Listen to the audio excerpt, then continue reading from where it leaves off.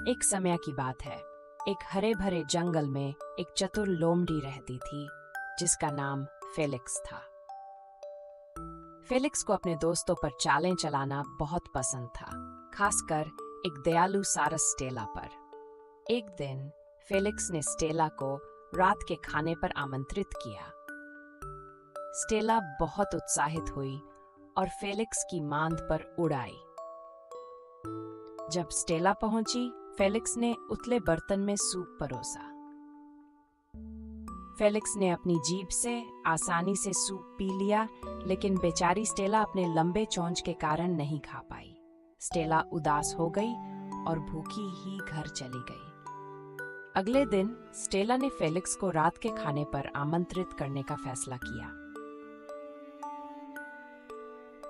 Felix को यह जानने की बड़ी उत्सुकता और खुशी थी कि स्टेला खाने में क्या परोसेगी। इस बार स्टेला ने सूप को एक लंबी संकरी जार में परोसा। वह अपनी चोंच से आराम से अंदर तक पहुंच सकती थी, लेकिन फेलिक्स अपनी थूथन अंदर नहीं डाल पा रहा था। फेलिक्स को शर्मिंदगी महसूस हुई और उसने सोचा कि स्टेला के प्रति वह कितना अन्यायपूर्ण था। उसने स्टेला से माफी मांगी और वादा किया कि वह एक बेहतर दोस्त बनेगा। स्टेला ने फेलिक्स को माफ कर दिया और मुस्कुराई। उसने सुझाव दिया कि अगली बार वे साथ में खाना बनाएं ताकि वे दोनों भोजन का आनंद ले सकें। अगले सप्ताह फेलिक्स और स्टेला फिर से मिले, इस बार नदी के किनारे एक खुली जगह पर।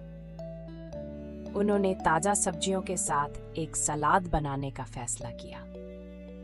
फेलिक्स ने अपनी तेज पंजों का इस्तेमाल करके सब्जियों को काटा।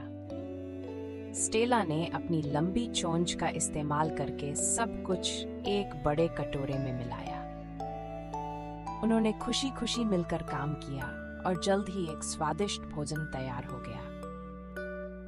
फेलिक्स और स्टेला खाने के लिए बैठ गए। दोनों भोजन का आनंद ले रहे थे। वे हंसते हंसते और जंगल में अपनी पसंदीदा चीजों के बारे में बात करने लगे।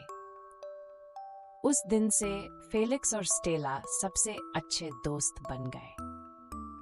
वे अक्सर साथ में खाना बनाते और ऐसे पकवान चुनते जो दोनों को पसंद आते। फेलिक्स ने सीखा कि दयालु और विचारशील होना उसे शरारत करने से कहीं ज्यादा खुश करता था। एक खास दिन फेलिक्स और स्टेला ने अपने दोस्तों को एक साथ खाना बनाना सिखाने का फैसला किया। उन्होंने जंगल में एक बड़ा पिकनिक का आयोजन किया। सभी जानवर विभिन्न सामग्रियों के साथ इकट्ठे हुए। फेलिक्स ने जानवरों को सब्जियां कैसे काटनी और मिलानी है यह दिखाया। स्टेला ने शहद और जामुन से स्वादिष्ट ड्रेसिंग बनाना सिखाया। सबने मिलकर काम किया और नई नई कुशलताएं सीखी। उन्होंने कहानियां साझा की और स्वादिष्ट भोजन का आनंद लिया। जंगल हंसी और खुशी से भरा हुआ था। ब्रेक फेलिक्स को ऐसे अद्भुत दोस्तों पर गर्व हुआ। उसे एहसास हुआ कि बांटने और देखभाल करने से सब कुछ बेहतर हो जाता है। जैसे ही सूरज ढलने लगा, जानवरों ने अलविदा कहा और वादा किया कि वे और भी पिकनिक करेंगे। ब्रेक्ड मिक्स, फेलिक्स और स्टेला ने एक दूसरे की तरफ मुस्कुराया। वे जानते थे कि उनकी दोस्ती ने जंगल को एक खुशहाल जगह बना दिया है। फेलिक्स और स्टेला एक साथ घर चले, संतुष्ट और खुश महसूस करते हुए।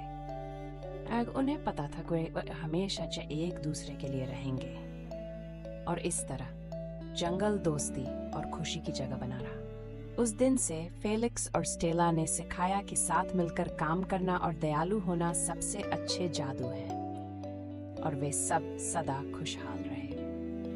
कहानी समाप्त। हमें उम्मीद है कि आपको हमारी सोने की कहानी पसंद आई और इसने आपकी रात में थोड़ा सा जादू भर दिया। और अधिक मनमोहक कहानियों के लिए, जिन्हें सुनकर कल्पना को पंख मिले और दया और रचनात्मकता को प्रेरणा मिले, लाइक, शेयर और सब्सक्राइब करना न भूलें। शुभ रात्रि छोटे बच्चों।